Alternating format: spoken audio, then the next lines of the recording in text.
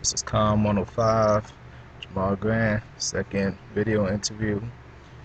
So for this interview, as the digital immigrant, I chose my grandma since she's grown up without internet and throughout her entire life she's had to learn to cope with it.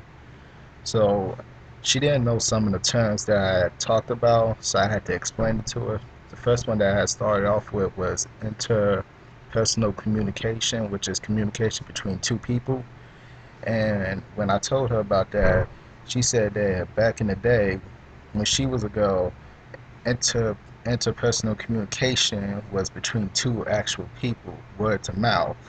There wasn't no technology, obviously, no cell phones, nothing, obviously. Back then, it was either word to mouth or letters.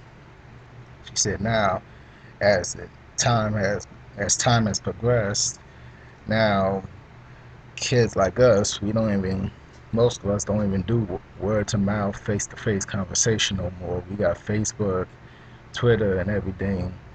We don't, we text, don't even know how to talk face to face most of the time. We just prefer talking using like a cell phone. And then I mentioned mass media communication, which is like sending information from one person to a group through a transmitting device. She said back then what they used to transmit information was like a radio or a TV. TVs would show like advertisements and commercials of different products and saying that would go to the larger audience. Radios would like show like advertisements and people would listen to them, and that's another way.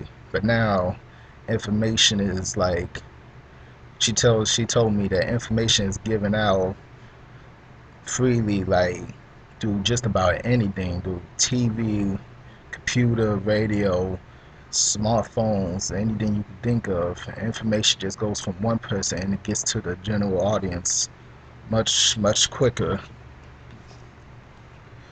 So what I'm trying to say is